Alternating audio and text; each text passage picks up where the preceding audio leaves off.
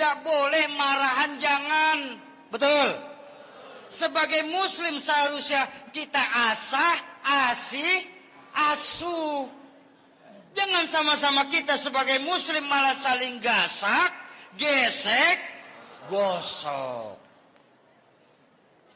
Kan dicontohkan oleh baginda Nabi, al-muslim bainal muslim kal bait. Muslim satu dengan muslim lain itu seperti satu bangunan utuh.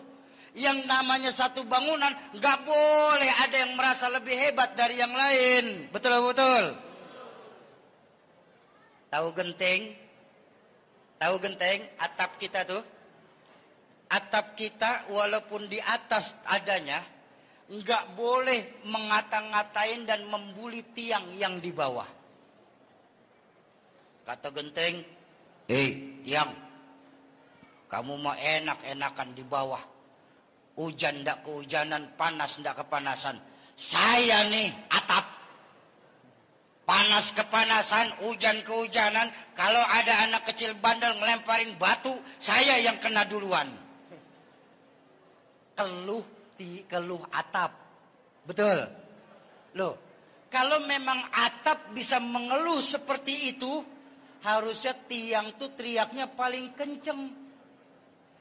Apa kata tiang? Atap, jangan mentang-mentang kau sedang berada di atas atap, kau lupa diri. Ingat baik-baik atap, yang bisa menyokong kau untuk sampai di atas karena kami tiang yang mendorong kamu. Betul? Para anggota dewan, jangan sampai kalian lupa kalian bisa duduk di DPRD karena kami orang Pekanbaru yang sokong kalian. Kenapa kalian begitu jadi ngelupain kami sebagai rakyatnya?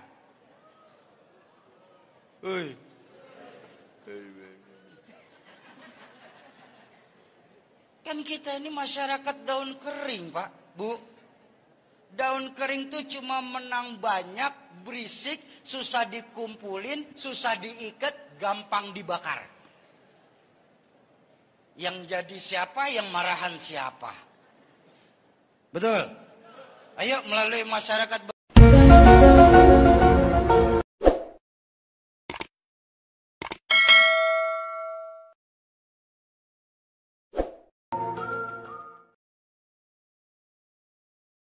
Assalamualaikum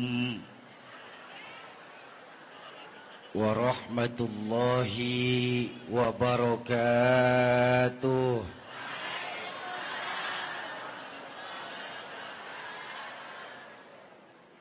Alhamdulillahilladzi asra bi'abdihi laylan minal masjidil harami ilal masjidil aqsa. Wassalatu wassalamu ala sayyidina Muhammadin alladhi kanat hasanatuhu la tuhsa wa ala alihi wa ashabihi ahli sidqi wat tuqa amma ba'du. Qala Allah ta'ala fil Qur'anil Karim wa huwa asdaqul qailin. A'udzu billahi minasy syaithanir rajim. Bismillahirrahmanirrahim. In uridu illa al-islaha mastata'tu wa ma taufiqi illa billah alaihi tawakkaltu wa ilaihi unib. Wa qala Rasulullah sallallahu alaihi wasallam, khairun nas anfa'uhum linnas. Sadaqallahul azim wa sadaqa rasuluhul karim. Hadratul mukarramun, para alimil ulama, para asatiz dan ustazat, para hujjaj, para sepuh dan bini sepuh, wabil khusus Ketua Umum DKM Masjid Raya An-Nur Al-Mukarram Buya Haji Burhanuddin, sahibul wasilah kedatangan saya di Masjid An-Nur. Saya punya guru Al-Mukarram Buya Zulhusni, Semoga Allah tetapkan iman dan Islamnya. Allah panjangkan usia guru-guru kita dalam ketaatan kepada Allah Subhanahu wa ta'ala. Yang saya hormati para tokoh-tokoh masyarakat, tokoh-tokoh kepemudaan, aparatur pemerintah baik sipil, TNI dan polisi. Wabil khusus untuk orang tua saya Bapak Gubernur Riau, Bapak Brigadir Jenderal Purnawirawan Pak Edi Nathan Nasution SIP, segenap kepala dinas kegubernuran Riau, orang tua saya Al-Mukarram Buya Profesor Alaidin Koto, bapak-bapak dan ibu-ibu jamaah ma'asyiral muslimin dan muslimat yang berbahagia. Mulai dari MC sampai Pak Gubernur pakai pantun. Cuma Qori saja yang tadi tidak pakai pantun. Maka rasanya kurang etis kalau saya tidak ikut berpantun. Boleh saya ikut berpantun? Ikan sepat rasanya lezat, dicampur sambal dengan terasi. Isra Mi'raj adalah mukjizat, tidak akan terukur akal, tak terlintas di hati. Bapak Ibu, yang namanya agama tentu ada hal-hal yang bisa dilogikakan, tapi juga banyak dalam agama ini hal-hal yang tidak dapat dilogikakan. Kok bisa begitu? Sebab kalau dalam agama semua bisa dilogikakan, itu bukan agama, tapi ilmu pengetahuan. Pun kalau dalam agama semua tidak bisa dijelaskan, ini pun bukan agama, tapi dongeng. Makanya yang namanya agama dalam skema pendidikan, ada hal-hal yang bisa dijelaskan, tapi juga banyak hal-hal yang tidak dapat dijelaskan. Tapi ketika dalam agama bertemu dengan hal-hal yang tidak dapat dijelaskan, insya Allah bisa ditangkap dengan nilai-nilai keimanan. Betul apa betul? Apaan? Iya, itu pokoknya betul aja dulu. Contoh. Bagaimana mungkin bisa otak sekecil punya kita di Pekanbaru ini memahami peristiwa sebesar Isra dan Mi'raj siang hari ini, Pak? Ayo. Dalam perjalanan Isra Mi'raj, baginda Nabi melakukan perjalanan yang amat sangat jauh, menembus 3 buah alam. Alam nasut, alam malakut, alam lahut. Alamnya manusia, alamnya malaikat, dan alam ketuhanan. Batasannya di mana? Minal masjidil haram ilal masjidil aqsa. Ini alam manusia ini, alam indrawi, alam kita semua nih. Lalu alam malaikat naik langit pertama sampai ke Sidratul Muntaha. Ini alamnya para malaikat berkumpul, orang-orang soleh, para anbiya. Ini tempatnya ngumpul. Lalu alam ketuhanan dari Sidratul Muntaha naik ke Rafraful Ahdor, mustawa sampai Arsy. Ini jangankan manusia biasa, malaikat saja nggak bisa tembus ini. Kenapa? Cuma yang diizinkan oleh Allah yang bisa masuk. Kan dalam peristiwa Isra Mi'raj, ketika hendak naik ke Rafraful Ahdor, malaikat Jibril hands up. Ya Muhammad, ya udah cukup, saya nganterin sampai sini saja. Nggak boleh begitu Jibril. Kita kan berangkat bareng dari Mekah. Nggak bisa Muhammad, nggak bisa. Kalau saya paksa berangkat, gosong saya nanti. Karena Rafraful Ahdor, Mustawa dan Arsy hanya makhluk-makhluk yang diizinkan Allah. Dan itu tentu engkau ya Muhammad yang bisa nyampe. Nah, baginda Nabi menembus 3 buah alam cuma dalam 1/3 malam terakhir. Nggak mungkin, kata orang Pekanbaru. Impossible menurut ilmuwan sekular. Nehi kalau kata Sarukan. Jangan sampai lupa Isra Mi'raj maunya Allah. Betul apa betul? Ketika kita bertemu dengan maunya Allah, apa yang gak mungkin buat Allah? Dengan gagah Allah berfirman, "Idza arada syai'an ayyaqula lahu kun." Bu, ada nggak dalam surah Yasin? Ayat berapa? Ada, oke, pokoknya ada lah. Malam Jumat kemarin baca masih ada itu saya. Udah biar cepat aja, jangan lama-lama. Isra Mi'raj ini maunya Allah, bukan maunya baginda Nabi. Isra Mi'raj ini adalah bentuk bentuk kasih sayang Allah kepada baginda Nabi, memberikan bonus lewat Isra Mi'raj. Kenapa? Sejarah mencatat sebelum Isra dan Mi'rajnya baginda Nabi disebut Amul Huzni, tahun kesedihan. Disitulah baginda Nabi ditinggalkan oleh banyak orang yang dicintainya. Lolos, sudah waktunya Muhammad Mi'raj menghadapku, turun perintah sholat untuk kita. Kalau maunya Nabi nggak akan bisa. Kenapa? Sebagai manusia punya keterbatasan. Betul? Nih, saya ajak jalan-jalan lagi deh. Bapak Ibu, hukum otak manusia, ya, hukum logika itu terbentur pada dua perkara. Ini hukum logika nih. Apa? Sebab akibat. Betul apa betul? Contoh. Adik-adik saya nih, anak sekolah nih. Ketika ngelihat saya adik-adik saya nih, otak saya berpikir, ini ada para santriwan-santriwati nih, pasti ada ibu, pasti ada bapak. Betul nggak? Kenapa? Sebab ibu bapak namanya sebab, anak namanya akibat. Loh, mohon maaf Bu ya. Kan gara-gara kerjasama yang baik antara ibu dan bapak, keluar anak. Itu hukum otak.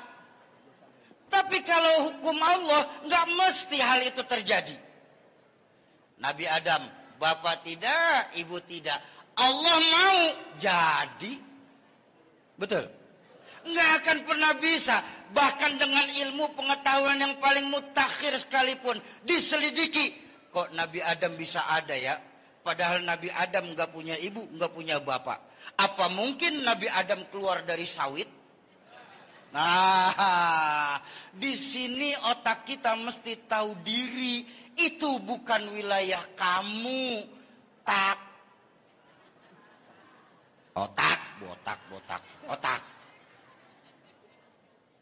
Nabi Isa, Nabi Adam. Nabi Isa. Kenal Nabi Isa? Kenal di mana?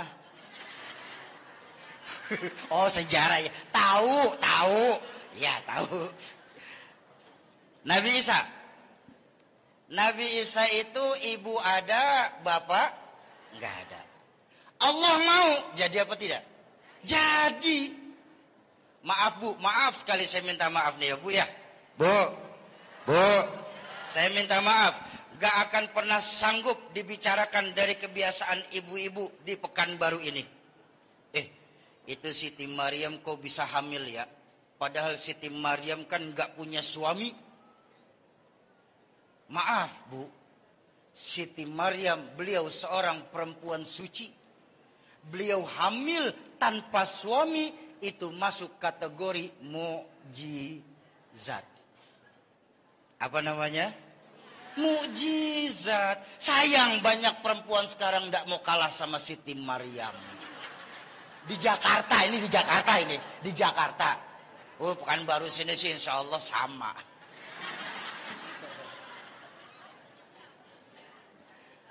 Nah makanya jangan suka kita ini mengambil hukum-hukum dunia, hukum-hukum Allah cuma berdasarkan logika. Nah makanya dalam peringatan Isra Mi'raj ini, saya ingin kita semua merenungkan sebuah hadis baginda Nabi saya. Bapak Ibu, baginda Nabi pernah bersabda, "Sayati zamanun ala ummati la yabqa minal Islam illa ismuh. Wa la yabqa minal Qur'an illa rasmuh. masajiduhum amirah wa hiya kharabum minal huda. Akan datang nanti zamannya di tengah-tengah umatku ini, di mana saat itu Islam cuma dikenal sebatas cerita saja. Quran hanya dikenal sebatas tulisannya. Dan saat itu masjid-masjid bagus, musola megah-megah, tapi kosong dari pancaran sinar hidayah. Ayo, siang hari ini saya mengajak kita renungkan hadis baginda Nabi ini sebagai umat Islam. Pak, bukankah banyak hadis-hadis baginda Nabi yang diucapkan hampir 15 abad yang lalu, saat ini mulai terjadi kebenarannya? Betul apa betul? Saya tanya, boleh saya tanya? Boleh saya tanya? Masjid-masjid yang ada di Pekanbaru sekarang bagus-bagus apa tidak? Alhamdulillah.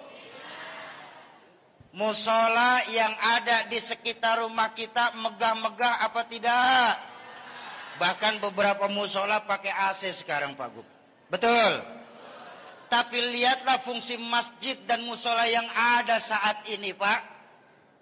Enggak ubahnya laksana sebuah museum. Tahu museum? Tempat penitipan barang-barang antik. Tengoklah, lihat siapa yang ngisi masjid dan musola di tempat kita, rata-rata 50 tahun ke atas. Barang antik. Apkiran muda. Sementara anak-anak mudanya kemana? Anak-anak mudanya asik, cari warung-warung kopi di pinggir jalan sana. Betul? Kita lupa. Dalam Isra Mi'raj itu digambarkan baginda Nabi melakukan perjalanan minal masjidil haram ilal masjidil. Isra Mi'raj mengajarkan perjalanan dari masjid ke masjid. Seolah-olah Isra Mi'raj mengajarkan kepada kita, umat Islam, jangan kalian pernah menjauhi masjid. Kenapa? Karena masjid dengan umat Islam harus laksana ikan sama air. Betul apa betul? Ikan sama air boleh terpisah apa tidak? Ada ikan yang pisah sama air? Ada? Ada. Ikan mau mati. Loh, kalau kita umat Islam Bang, sudah mulai menjauhi masjid, jiwanya yang mati. Sedangkan umat Islam kalau jiwanya sudah mati, na'udzubillah, thumma na'udzubillah. Maaf, tengoklah, saya ngambil contoh yang gampang saja. Ikan, selama dia hidup, walaupun berenang puluhan tahun di dalam laut, nggak akan bikin laut jadi ikan itu asin, Pak. Ikan kalau hidup puluhan tahun berenang di dalam laut, nggak bikin ikan jadi asin. Tapi kalau ikan mati tinggal tergantung situasi dan kondisi.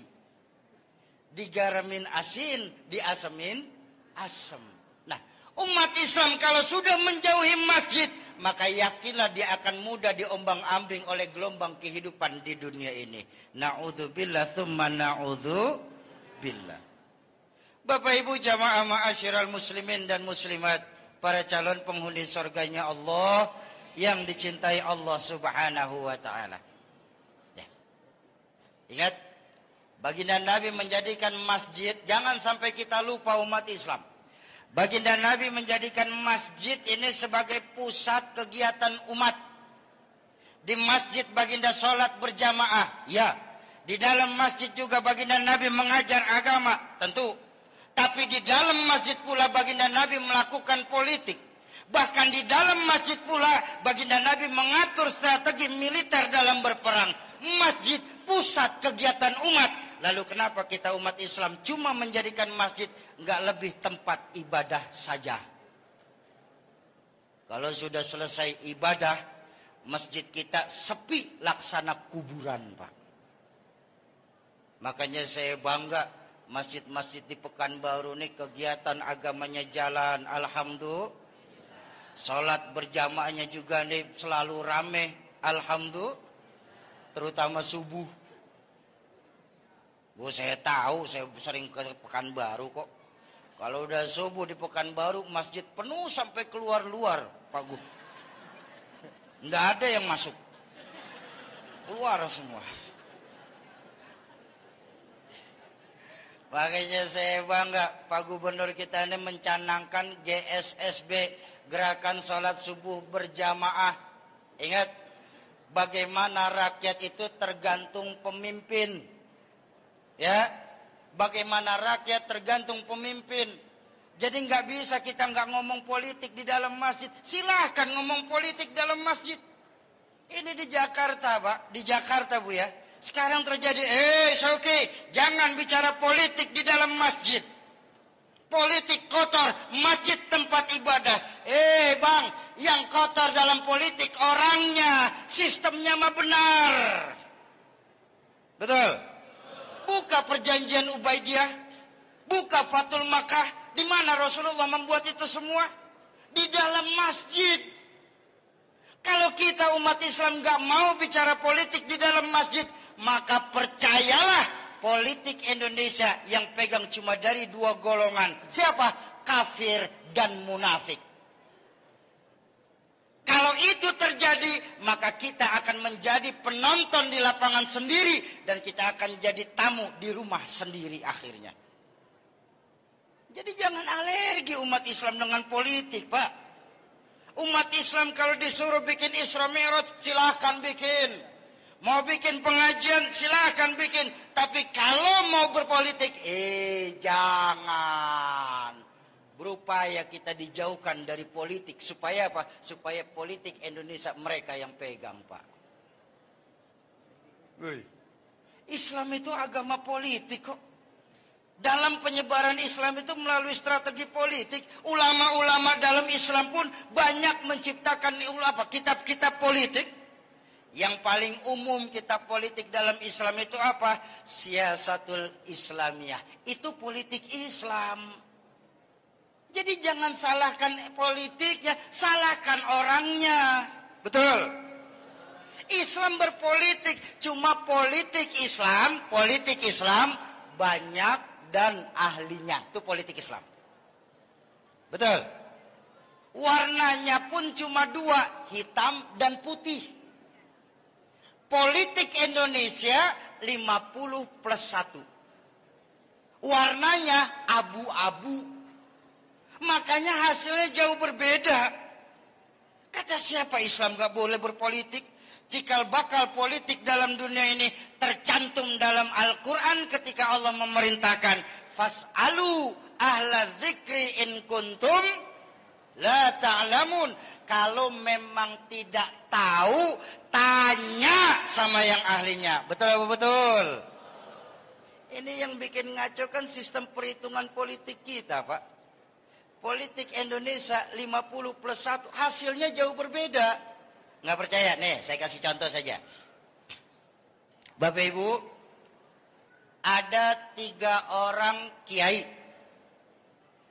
berdebat dengan 10 insinyur soal kunut subuh. Kira-kira pegang mana? 3 orang kiai berdebat sama 10 insinyur soal kunut subuh. Kira-kira pegang mana? Dalam Islam 3 orang kiai yang menang. Kenapa? Walaupun jumlahnya nggak banyak tapi ahli. Di Indonesia 10 insinyur yang menang. Makanya sampai sekarang soal kunut subuh masih belum selesai-selesai.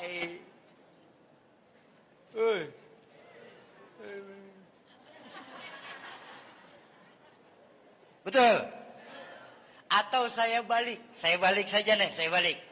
Ada 3 orang insinyur berdebat sama 10 kiai soal struktur bangunan. Kira-kira menang mana? 3 insinyur. Tapi di Indonesia 10 kiai yang menang. Kan pertanyaannya, bagaimana nasib bangunan kalau yang menang 10 kiai? Oh, bangunan corannya bisa kuat kalau baca Yasin 3 kali.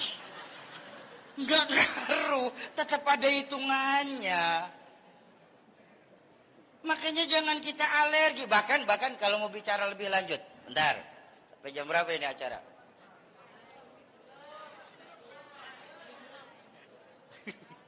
Baik. Mohon maaf, izin Pak Gub. Maaf. Kalau kita mau bicara lebih lanjut, ini lagi mumpung bicara soal masjidnya. Para pendiri-pendiri bangsa kita dulu menjadikan masyarakat Indonesia ini mencontoh dari masyarakat bermasjid, Pak.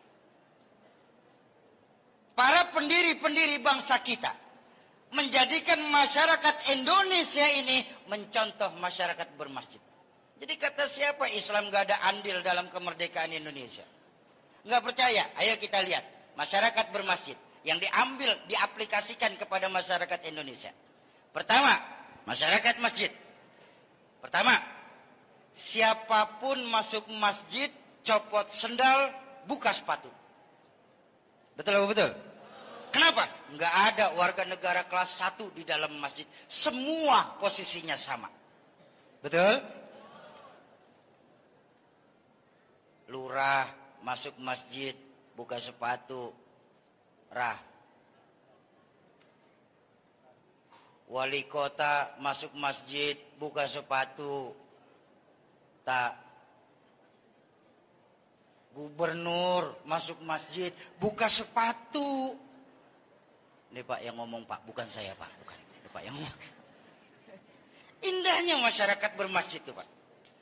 Satpam masuk masjid duluan, habis sholat, habis azan, softnya di depan.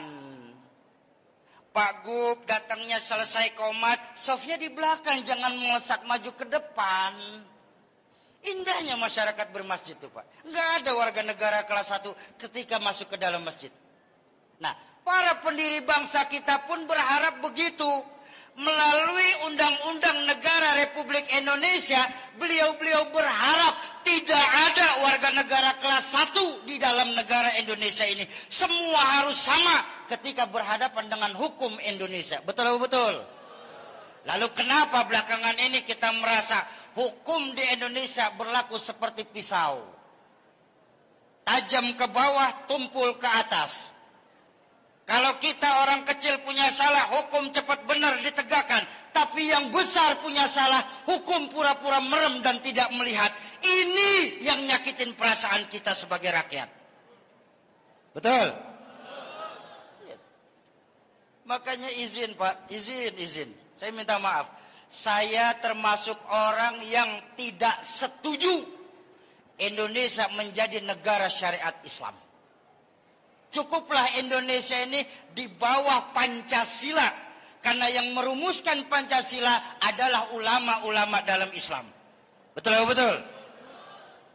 Tapi sebagai rakyat Indonesia yang mayoritas penduduknya beragama Islam. Nah ini masalahnya.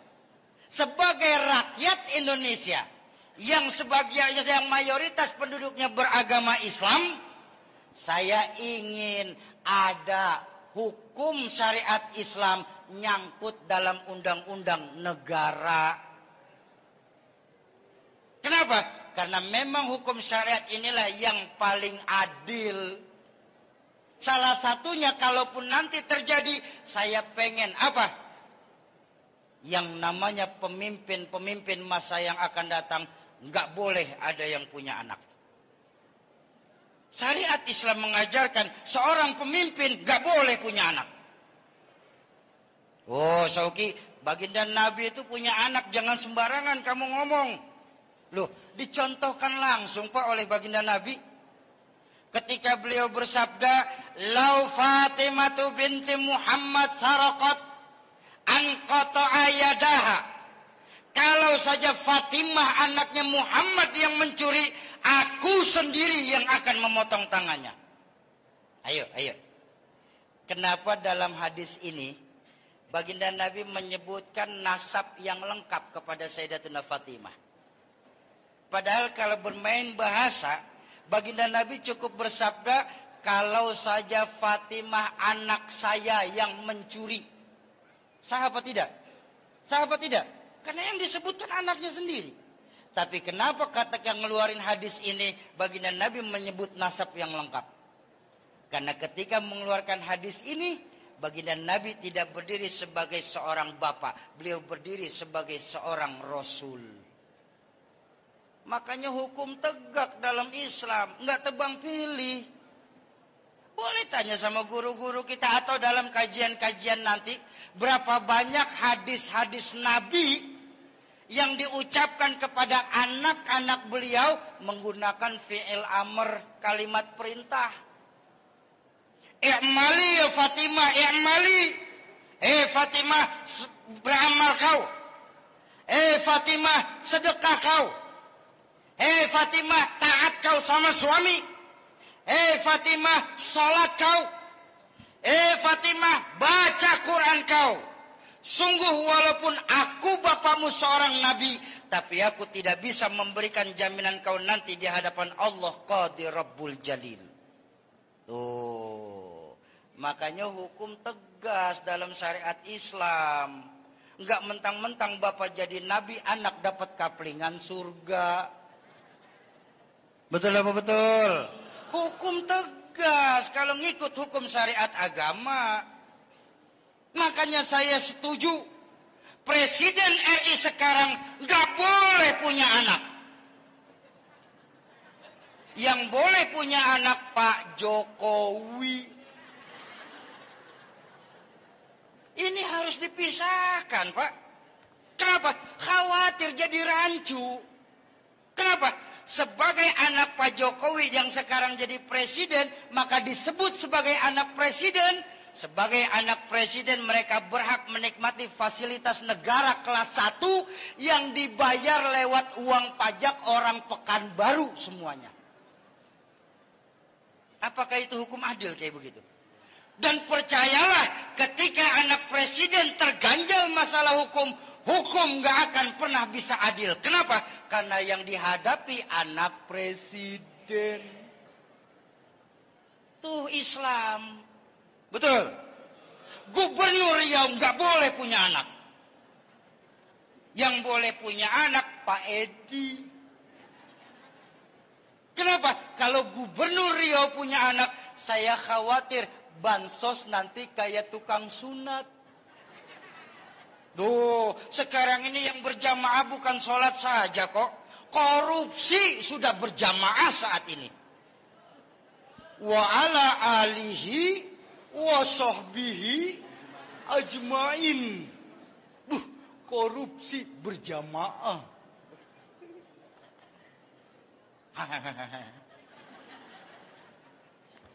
Lihat hukum Islam, Pak.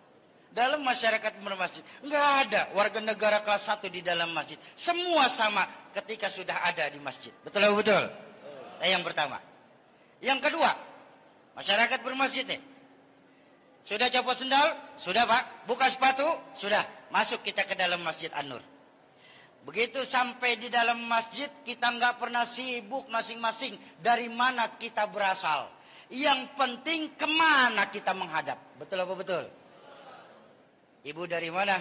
Saya dari timur, Syauki. Madep barat, Bu. Kiblat kita kan barat. Bapak dari mana? Saya dari selatan. Madep barat, Pak. Abang dari mana? Saya dari barat, Syauki. Madep barat juga. Nggak ada urusan di dalam masjid.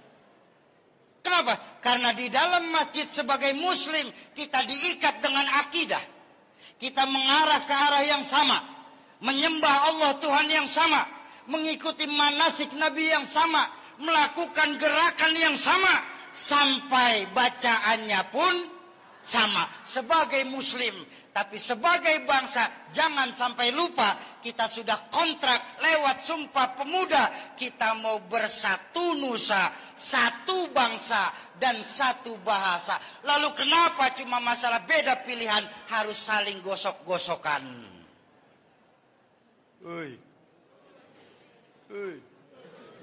Tetangga sakit jangan tanya partainya apa.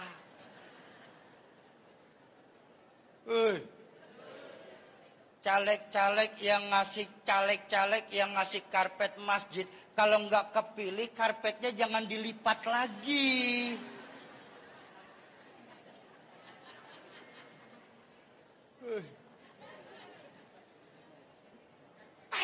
gunakan. Benar, saya setuju tadi dengan Pak Gubernur.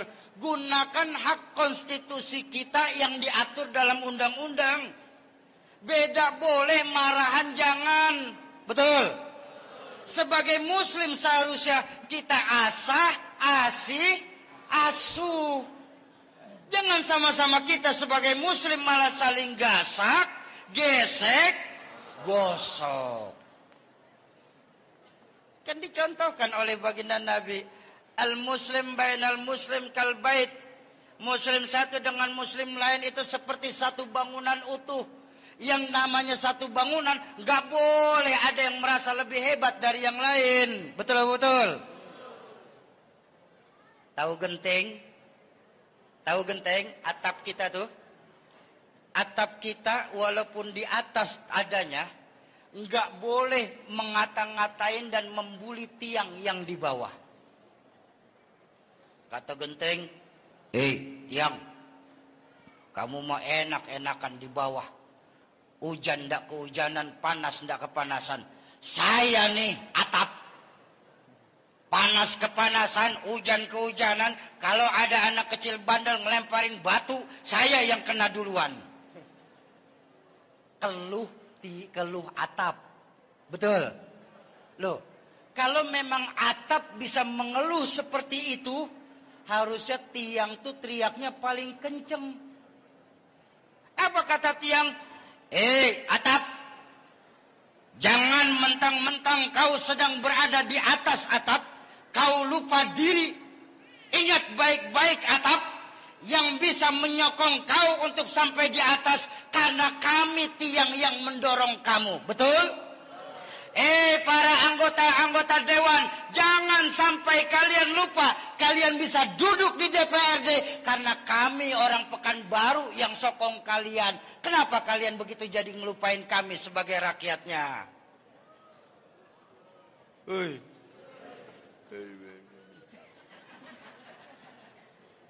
Kan kita ini masyarakat daun kering, Pak, Bu.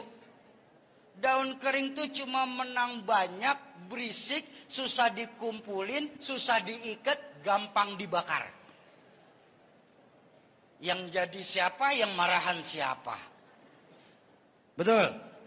Ayo melalui masyarakat bermasjid, kembalikan lagi nilai-nilai keimanan kita dalam sholat berjamaah. Banyak sekali kaifiah tentang sholat. Ini maaf sekali maaf, maaf sekali maaf. Kita sebagai muslim saja kalau mau jujur, sholatnya saja ada 3 jenis. Ada yang sholatnya tahunan, ada yang sholatnya mingguan, ada yang sholatnya harian. Kalau yang tahunan, Idul Fitri sama Idul Adha, ini aja baru ngerasain masuk masjid. Yang mingguan, Jumat aja, Jumat jangan sampai lolos. Yang harian kadang-kadang bolong, subuh kesiangan, zuhur masih di jalan, sore masih di kantor, maghrib kesorean, Isya ketiduran. Bapak Ibu jamaah ma'asyiral muslimin dan muslimat, para calon penghuni surganya Allah, ayo kita makmurkan masjid-masjid yang ada di Pekanbaru ini. Setuju? Sebagaimana perintah Allah dalam Al-Quran, innama ya'muru masajidallah man amana billahi wal yaumil akhir wa aqamas shalah wa ataz zakah. Orang yang gemar memakmurkan masjid mempunyai ciri 4. Pertama, mereka yang benar-benar beriman kepada Allah. Saya tanya, kita ini benar iman apa tidak kepada Allah? Ragu-ragu. Nih saya ajak jalan-jalan lagi sebentar. Boleh saya ajak jalan-jalan lagi? Bu, banyak dari kita umat Islam baru ingat Allah saat kepala kita terbentur tembok. Kalau sudah terbentur tembok kepala kita, ya Allah, baru kita ingat Allah lagi. Artinya apa? Berapa banyak dari kita yang hadir di Masjid An-Nur ini yang baru ingat sama Allah saat sedang punya masalah. Makanya dalam pengajian saya sering bilang, ada 3 jenis angka yang selalu menemani kita dalam sehari-hari kita, kehidupan kita, Pak. 3 jenis. Angka matematika, angka sosial, dan angka Allah. Ini 3 jenis pasti nih nemenin kita. Dan hebatnya apa? 3 angka ini sifatnya bertolak belakang satu sama lain. Angka matematika sifatnya mutlak. Rumusnya pun banyak, minimal rumus dasar matematika 4. Penambahan, pengurangan, pengalian, dan pembagian. 1 tambah 1 sama dengan 2. 1 kurang 1 sama dengan 0. Itu angka matematika. Kenapa? Sifatnya mutlak. Tidak ada anak-anak kita yang diajarin 1 kurang 1 setengah. Kok bisa setengah? Karena kenal. Angka matematika tidak pernah peduli mau kenal mau tidak. 1 kurang 1 tetap 0. Kenapa? Sifatnya mutlak. Tapi ketika bertemu dengan angka sosial ini sifatnya fluktuatif. Rumusnya abstrak. Tuh, udah sifatnya fluktuatif, naik turun, rumusnya pun abstrak. Contoh angka sosial. Bu, 1 ekor ayam ditambah 1 ekor musang, maka hasilnya 1 ekor musang. Aneh enggak tuh? Kemana ayamnya? Dimakan musang. Tuh angka sosial tuh, Pak. Apa angka sosial mengajarkan? Angka sosial mengajarkan angka kehidupan. Kalau kita sadar kita masih setengah baik, jangan coba-coba berteman sama penjahat. Kenapa? Karena insya Allah kita akan ikutan jadi jahat. Yang ketiga, angkanya Allah. Angka Allah ini sifatnya ajaib. Rumusnya pun cuma 2. Pengurangan dan pembagian. Tapi sayang 1000 sayang, kita sering tidak yakin dengan angka Allah ini, Pak. Contoh angka Allah nih. 1 dikurang 1 buat Allah itu 10. Oh, Syauki mulai enggak waras dia. Mana ada 1 kurang 1 bisa 10, Syauki.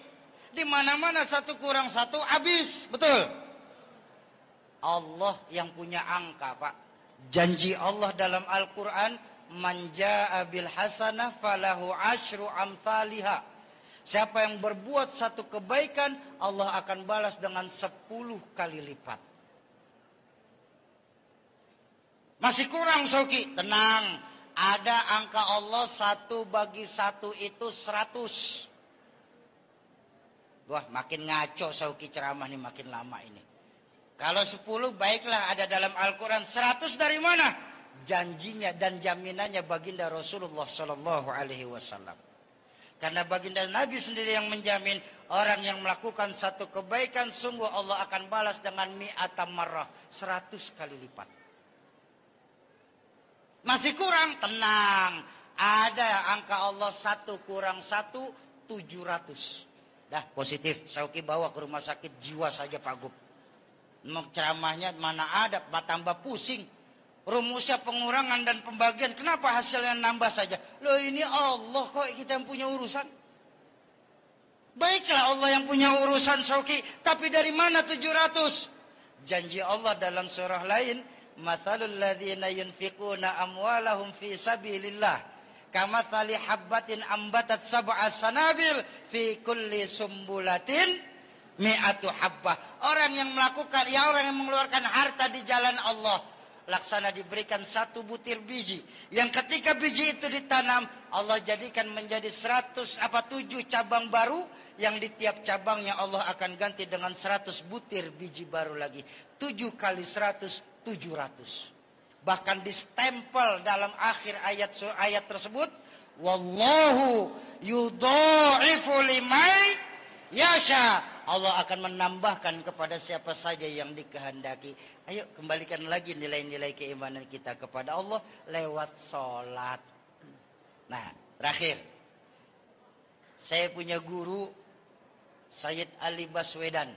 Ini bicara sholat nih Pak. Saya punya guru Sayyid Ali Baswedan pernah mengajarkan. Ali ya. Nah nanti disangka kampanye lagi. Ali. Famnya memang sama, tapi bukan orang itu. Ali Baswedan Al-Hasani.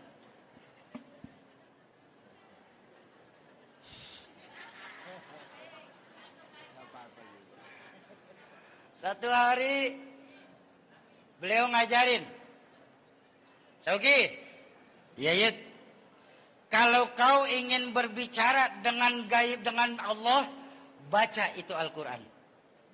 Karena apapun dalam kalimat Al-Quran itu merupakan bahasa Allah, Pak. Tapi kalau kau ingin berbincang-bincang dengan Allah, sholat. Sungguh saat sholat itu Allah langsung nyautin ucapan kita sholat, Pak. Dalam hadis qudsi, ketika para manusia sholat baca Al-Fatihah, baru baca Al-Fatihah tuh. Bismillahirrahmanirrahim. Alhamdulillahi rabbil alamin. Baru sampai alamin Allah berseru dari arsy tuh Pak. Makhluk-makhlukku yang lagi ada di langit, saksikan di bawahmu hambaku sedang memujiku. Allah ngangkat kita tuh Pak saat sholat. Ar-Rahmanir-Rahim. Makhluk-makhlukku, sungguh akulah yang maha pengasih lagi maha penyayang. Maliki yaumiddin. La ilaha illa ana. Sungguh tiada Tuhan selain aku, kata Allah. Iyyaka na'budu wa iyyaka nasta'in. Hambaku yang sedang sholat, kau mau apa saat ini hambaku? Ngomong. Sungguh aku Tuhanmu malu kalau kau selesai sholat permohonanmu belum aku kabulkan, kata Allah. Subhanallah. Lalu kenapa di Pekanbaru ini sholatnya pada main dulu-duluan? Saya tanya, boleh saya tanya? Boleh saya tanya? Orang kita sekali sholat berapa lama? 5 menit. Kelamaan. 5 menit doa apa udah bisa kebaca loh Bu. Rata-rata kita sholat nih 3 menit setengah. Malah teman saya ada 1 menit setengah. Paket kilat khusus. Saya tanya, bang, sholat cepat bener sih bang? Udah hafal katanya. La ilaha illallah. Sholat main hafal-hafalan. Bukan. Ini loh kita. Masih banyak dari kita nih ibadah, sholat. Cuma sebatas pengguguran kewajiban. Yang penting kan saya sholat. Mau berapa lama pun. Yang penting kan saya baca Quran. Yang penting kan saya berangkat haji. Biar balik ke Pekanbaru dipanggil Bu Haji. Sementara esensi dari ibadah yang kita lakukan, kita tidak pernah dapetin. Makanya ayo kita dukung gerakan yang dilaksanakan oleh Bapak Gubernur kita. Ingat. Bagaimana rakyat, begitulah pemimpin. Dan saya agak bersedih. Beliau katanya di Februari ini ya Pak ya, izin. Ingin sudah selesai masa jabatan. Tapi jujur, saya sendiri berharap mudah-mudahan nanti pemilihan gubernur yang akan datang, beliau ikut masuk kontestasi juga. Kenapa? Karena program subuh berjamaah ini jarang di provinsi-provinsi lain melakukannya. Ayo kita gerakan lagi sholat berjamaah kita, khususnya sholat subuh. Setuju? Bapak Ibu jamaah ma'asyiral muslimin dan muslimat yang berbahagia, terakhir sama-sama kita baca suratul Fatihah. Kita tujukan buat orang tua kita, guru-guru kita, keluarga, sahabat dan kerabat kita yang terlebih dahulu mendahulukan kita. Khusus manijtamahahunna bisababihim kulluh. Satul khas Al-Walid Kizaduddin MZ dan Umi Hajah Siti Khalilah binti Haji Ayub yang nanti malam akan diselenggarakan haul beliau. Baik Umi saya yang ketiga, Abah saya yang ke-13. Mudah-mudahan lewat keberkahan Fatihah yang kita bacakan, Allah ampuni segala dosa beliau-beliau. Allah lapangkan alam kubur beliau-beliau. Dan Allah jadikan alam kubur beliau-beliau sebagai taman dari taman surga. Yang kedua, untuk kita semua, orang tua kita, guru-guru kita, keluarga, sahabat dan kerabat kita yang pada siang hari ini sedang kurang sehat. Mudah-mudahan lewat keberkahan Fatihah dan keberkahan majelis ilmu siang ini sebagai penyebab Allah angkat segala penyakitnya, Allah sehatkan kembali jasmaninya, Allah kumpulkan lagi di tengah-tengah keluarga tanpa kurang satu apapun. Yang ketiga, untuk kita semua yang hadir di majelis ilmu siang hari ini. Isra Mi'raj itu majelis ilmu. Kategori ulama majelis ilmu itu majelis yang di dalamnya disebut nama Allah dan nama baginda Nabi. Dan ulama mengajarkan majelis ilmu ay majelis yustajabu fihi du'a. Majelis ilmu itu majelis tempat diangkatnya doa. Mudah-mudahan lewat keberkahan Fatihah yang kita bacakan, keberkahan majelis ilmu yang kita duduki, keberkahan kita memperingati Isra dan Mi'rajnya baginda Rasulullah sallallahu alaihi wasallam, serta keberkahan dari yang membawa berkah itu sendiri baginda Rasulullah sallallahu alaihi wasallam sebagai pertanda apabila ada di antara kita yang sedang punya hajat, Allah percepat terkabul hajatnya. Allah gampangkan segala urusannya, Allah luaskan rizkinya, Allah mudahkan jalan usahanya. Lewat keberkahan Isra Mi'raj, Allah jadikan anak keturunan kita anak keturunan soleh dan solehah. Serta lewat keberkahan ilmu, Allah jadikan rumah tangga kita sebagai rumah tangga yang sakinah, mawaddah, warahmah. Ala hadhihin niyah wa ala likulli niyatin salihah wa ila hadratin nabiyil mustafa. Al-Fatihah. A'udzu billahi minasyaitonir rajim. Bismillahirrahmanirrahim. Alhamdulillahi rabbil alamin arrahmanir rahim maliki yaumiddin. Iyyaka na'budu wa iyyaka nasta'in. Ihdinas siratal mustaqim. Siratal ladzina an'amta 'alaihim ولا الضالين آمين. نستغفر الله العظيم نستغفر الله العظيم نستغفر الله العظيم. بسم الله الرحمن الرحيم. الحمد لله رب العالمين حمدا ناعمين حمدا شاكرين حمدا يوافي نعمه ويكافئ مزيده. يا ربنا لك الحمد ولك الشكر كما ينبغي لجلال وجهك وعظيم سلطانك.